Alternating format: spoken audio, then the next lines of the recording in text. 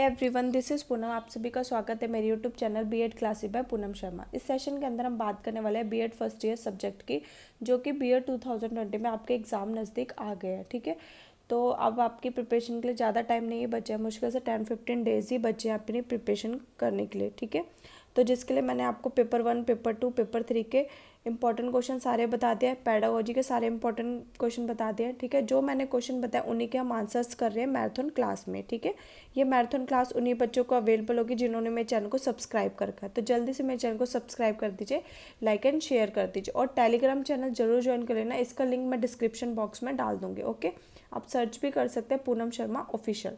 Okay, जो आज का हमारा सब्जेक्ट है इसी का learning and teaching paper 2, paper 3, उसका हम यूनिट 2 डिस्कस करेंगे। ठीक है, जैसे कि आपको पता है मैंने पेपर 3 के यूनिट 2 से इंपॉर्टेंट क्वेश्चन बताए थे। उसमें मैंने आपको मॉडल ऑफ टीचिंग बताया था, जिसमें आपको 4 मॉडल्स कराए थे जो आपके एग्ज़ाम के लिए काफ़ी इंपॉर्टेंट है।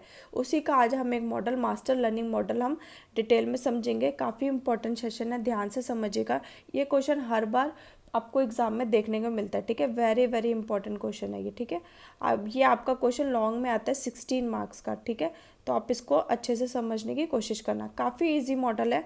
ठीक है, एक बार मैं समझाऊंगी, आपको आराम से समझ आ जाएगा। ठीक है, फिर आपको नेक्स्ट टाइम पढ़ने की कोई ज़रूरत ही नहीं है। ठीक है, ठीक है, मास्टरी लर्निंग मॉडल, इसके नाम से ही आपको पता चल रहा होगा। ठीक है, ये मॉडल बेंजामिन ब्लूम और जॉन बिशल कैरोल ने 1960 में दिया था। यह मॉडल कहता है कि जब तक किसी टॉपिक पर या सब्जेक्ट पे मास्टरी हासिल ना कर ली जाए, आगे नहीं बढ़ना है।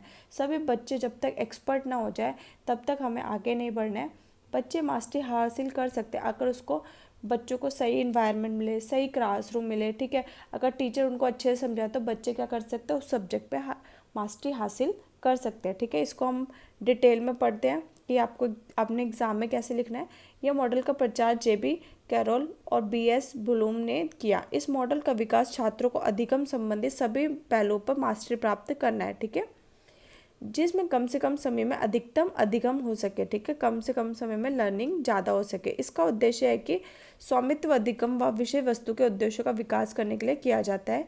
यह प्रतिमान अधिगम व्यवहार पर आधारित है। यह लचीला मॉडल है, फिर भी इसमें कोई सीमाएं नहीं होती है। यह प्रतिमान के मुख्य क्रम है। ठीक है, अब मैं आपको सिंपल बोलूँ, जैसे कि मैंने आपको पेपर 1 कराया। ठीक है, चाइल्डहुड एंड ग्रोइंग अप, जब तक आप इस पे मास्टरी नहीं कर लेंगे तब तक मैं आपको पेपर 2 नहीं पढ़ाऊँगी। ठीक है, फिर अगर आपको पेपर 1 अच्छा आ गया, ठीक है, मैंने आपका टेस्ट लिया, ठीक है, आपने उसमें अच्छा परफॉर्म किया, तो हम नेक्स्ट पेपर 2 पे पहुंच जाएंगे। ठीक है, अगर आपने अच्छे से परफॉर्म नहीं किया तो मैं आपको दोबारा से पढ़ाऊँगी, रीटीच करूँगी। उसके बाद फिर मैं आपको क्या दूँगी, टेस्ट लूँगी। अगर आप उसमें अच्छा परफॉर्म करेंगे तो उसके बाद हम नेक्स्ट सब्जेक्ट पे बढ़ जाएंगे। इसी को हम क्या बोलते हैं, मास्टरी लर्निंग मॉडल कहते हैं। ओके, ठीक है, अभी बताया जैसे टीच किया, टीचर ने आपको पढ़ाया, फिर आपका टेस्ट लिया। अगर बच्चों में गलतियाँ हुई, ठीक है, उन्होंने अच्छा परफॉर्म नहीं किया, तो दोबारा से उनको पढ़ाया जाएगा और फिर दोबारा से उनका टेस्ट लिया जाएगा। ओके, अगर अच्छा परफॉर्म किया जाएगा तो हम नेक्स्ट टॉपिक पे बढ़ जाएंगे। ओके, पहले अध्यापक द्वारा पढ़ाया जाता है, फिर टेस्ट लिया जाता है। अगर विद्यार्थियों को सही सीखने में कमी होती है तो जहाँ कुछ भी समझ नहीं आता वहाँ पे दोबारा से पढ़ाया जाता है, फिर दोबारा टेस्ट लिया जाता है, और ये प्रक्रिया तब तक चलती रहती है जब तक बच्चे मास्टरी हासिल ना कर ले जाएं। ठीक है, अब कुछ अजम्पशन होते हैं, अवधारणाएं होती है, इसको हम समझ लेते हैं। इसके प्रयोग से छात्र सरलतापूर्वक, सुविधाजनक ढंग से, आत्मविश्वास के साथ सीखते हैं। ठीक है, बच्चों को पता है जब तक हम अच्छे से नहीं सीखेंगे तब तक हमें टीचर से जो भी, अगर बच्चों को समझ नहीं आ रहा है तो हमें टीचर क्या करेगी, दोबारा से समझाएगी। ठीक है, तो बच्चों के अंदर क्या आता है, कॉन्फिडेंस आता है। शिक्षक विद्यार्थियों को प्राप्त समय प्रदान करते हैं। ठीक है, बच्चों को टीचर क्या होता है, सीखने के लिए पूरा टाइम देते हैं। सभी छात्र मास्टरी प्राप्त कर सकते हैं। ठीक है, इस मॉडल की सहायता से सफल अधिगम के लिए शिक्षक को प्राप्त समय तथा उपयोगी विधियों का प्रयोग करना चाहिए। ठीक है, जो भी टीचिंग मेथड है, ठीक है, अपनी, ठीक है, उनको यूज़ करना चाहिए समय समय पर।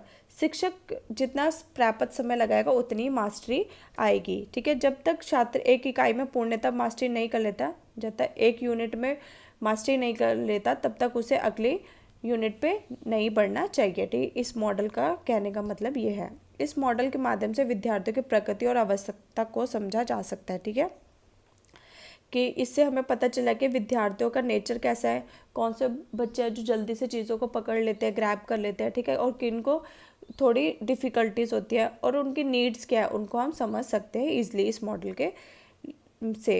अधिकतम सामग्री को छोटे छोटे भागों में बांट लेना चाहिए जिससे उद्देश्य पूरा हो जाए, ठीक है। जो भी हम चैप्टर पढ़ा रहे हैं, ठीक है, तो उसके अंदर हमें क्या करना चाहिए, जो भी हम लेसन पढ़ा रहे हैं उनको छोटे छोटे पार्ट्स में डिवाइड कर लेना चाहिए ताकि बच्चों को कोई डिफ़िकल्टी ना हो और वो ईजिली समझ जाए, ठीक है। अब हम इसके एलिमेंट्स ऑफ मास्टरी मॉडल, ठीक है, जितने भी मॉडल्स आएंगे, ठीक है, उनके सेम यही एलिमेंट्स होंगे, एलिमेंट सेम होगा, जो उनके अंदर का होगा, जो मॉडल है उसके अकॉर्डिंग हम लिख देंगे, ठीक है। ये आप याद कर लेना, कोई भी मॉडल है आपको यही एलिमेंट्स लिखने हैं, ठीक है, ये इंपॉर्टेंट है। तो ये हर बार पेपर में आता भी है, ठीक है। तो जब हम आगे और मॉडल करेंगे तो आपको अपने आप ही याद हो जाएंगे, ठीक है। मास्टरी अधिगम के आवश्यक तत्व कौन कौन से हैं उनको देखते हैं। पहला क्या, फोकस, ठीक है, उद्देश्य, सिंटेक्स, संरचना, फिर आपका प्रिंसिपल ऑफ रिएक्शन आता है, ठीक है, फिर सोशल सिस्टम, फिर सपोर्ट सिस्टम और आपका आता है सिक्स्थ एप्लीकेशन, ठीक है। इनको डिटेल में समझते हैं। फोकस, केंद्र बिंदु या उद्देश्य भी बोल सकते हैं। ब्लूम के मास्टरी मॉडल का मुख्य उद्देश्य क्या था कि समय सीमा पर लागू किए बिना, ठीक है, विद्यार्थी की स्वयं की गति, रुचि तथा विषय के पूर्व ज्ञान के अनुरूप मास्टरी करना है, ठीक है।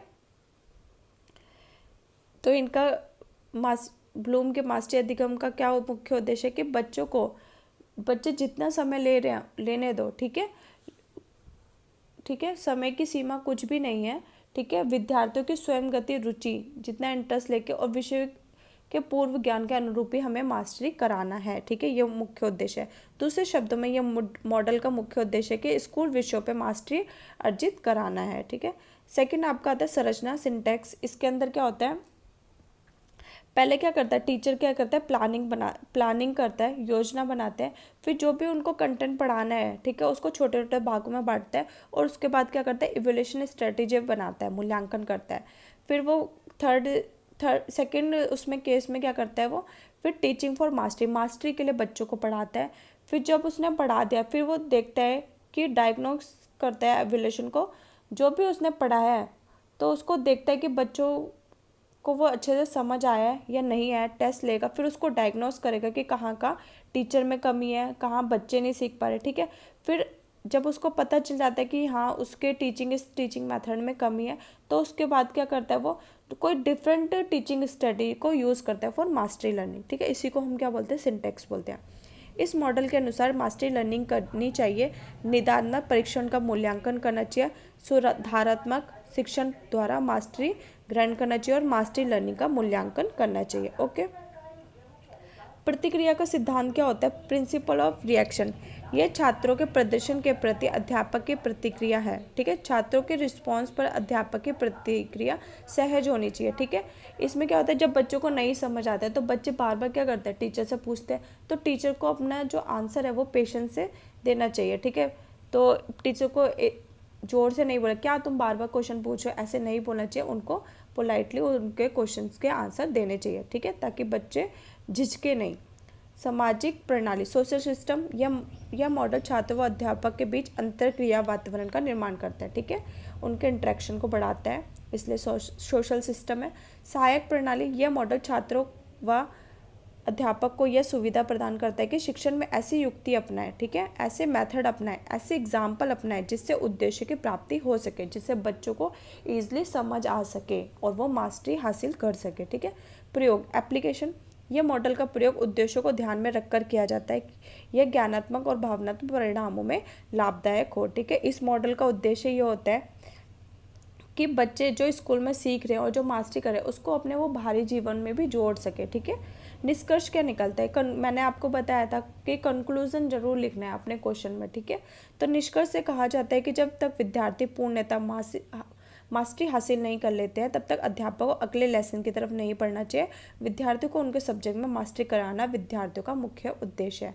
आई होप आपको ये model of teaching mastery learning model अच्छे से समझ आया होगा, ठीक है। नेक्स्ट हम इंक्वायरी टीचिंग मॉडल करेंगे, उसको हम डिटेल में समझेंगे, ठीक है। जिन बच्चों ने अभी तक पेपर 1, पेपर 2, पेपर 3 के इंपॉर्टेंट क्वेश्चन नहीं देखे और पेडागोजी के, तो वो जल्दी से वो क्वेश्चंस को देख लें, और जिन बच्चों को उनके आंसर देखने हैं वो मैं मैराथन क्लास में करा रही हूँ, ठीक है, तो चैनल को सब्सक्राइब कर लें, लाइक एंड शेयर कर दें। ठीक है, आज का सेशन हम यहीं ख़त्म करते हैं। Thanks for watching.